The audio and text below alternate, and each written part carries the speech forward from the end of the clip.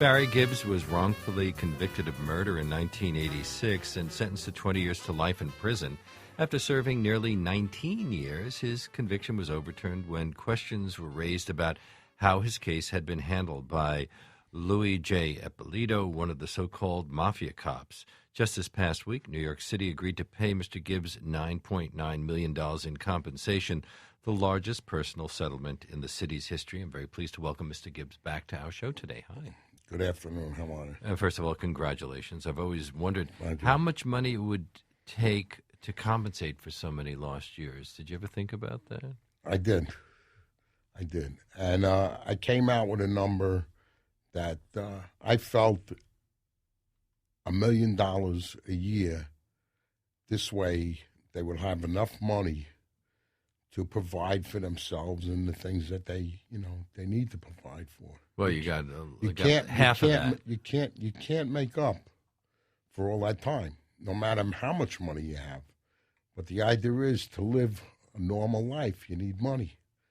And, for suffering and for the pain and for losses and, how much can you put a price on it? I feel $1 million a year for every person who was proven innocent, should be awarded for as many years as they did. Well, you got about half of that. You were here on the show in 2005 when you were released from prison.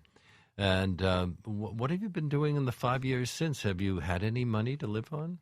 No, I was living on welfare. I was living on food stamps. And I was living day to day. It was rough. I had to borrow some money from a couple of people. And, I had to make it last, and I had to worry about where I was going out to eat, how much it would cost me, and, and now with the settlement that I have, I'm just putting it on a credit card until the settlement comes in. Because you don't know when the money's actually going to be put into your account? I heard within 90 days. It's got to be structured, and I'm working with financial consultants and people involved. And until I get a structure, that'll fit my needs, then we'll be all right. Was there anything positive to be said about your experience in prison? Positive? I mean, was it all just terrible, terrible, terrible every minute? No, it was life-changing. Every day was a different day. I don't want to think about how it was and how it is now, but it wasn't every day I had to worry, but I did worry. And, it's hard being in a cell by yourself, locked up, caged up, and being told when to eat, what time it is. It's hard. It's a different way of life. For our listeners who are unaware of your story, let's go over the basics of the original case. You were accused of murdering a 27-year-old prostitute who was strangled and left near the Belt Parkway. Did you know her? I know her, yes. I had met her, and that was it. It was in passing. So why do you think the cops saw you as their prime suspect from the start? I don't know. Yeah, Ippolito has all of those questions. What was your reaction when they first called you in for a police lineup? My reaction was I was innocent, so I'm going to follow the instructions of the police officers, and I'm going to try to cooperate and give them everything I can. Which is a natural reaction. I would think so. For a layman, yes. For a person who is not a criminal, and the first time this happens, it's a shock. I knew I was framed. Once I got picked out of the lineup, I knew I was framed. But people are often advised not to even talk, innocent or not, until they have a lawyer. How soon before you had a lawyer? I didn't need a lawyer until after they found me in the lineup as the perpetrator, and that I needed a lawyer. And did you get a decent lawyer? Well, I got an 18B lawyer. The city or the state, awards you a lawyer. And I said to the lawyer, I says, listen, I didn't do the crime. And if you don't believe me, then I don't need you as my attorney. And he said to me, it doesn't matter whether I believe you or not. It's just that I represent you to the best 100%, 100% or something. And I just didn't like the way he said it, and I didn't feel comfortable with it. So I said, you know what, let me go hire a lawyer. And that's what I did. I hired an attorney. Although he didn't get you freed.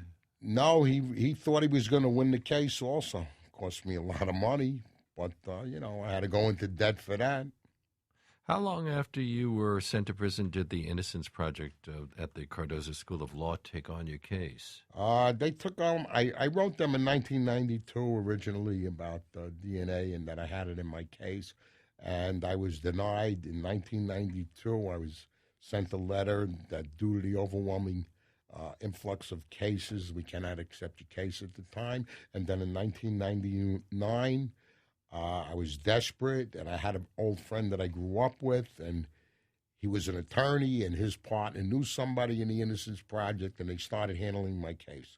They had my case from 1999 until 2005, whereas they still were unable to collect the evidence of my case. There are many cases around the country like yours, as we have learned, that don't get overturned, despite strong evidence that they might have been wrongful convictions. What do you think enabled your case eventually to be different, even though it dragged on for so long? I was very surprised when Eppolito got arrested in Vegas, and I heard it on the radio. So that was a turning point, obviously. That was the turning point. The attorney that represented me got in touch, Barry Scheck, who was in charge of the Innocence Project. I called the office there, and he said to me that he heard the news and he's going to see what he can do. And I said, okay, fine. And I waited around in my cell.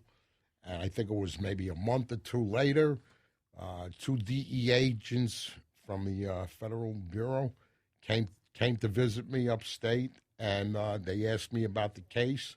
And I told them everything, everything I knew. And then they went and reinvestigated the case, and they were the ones that eventually freed me. We discussed that when you were here in 2005. By the way, that interview, it can also be heard. It's available on our show page at WNYC.org.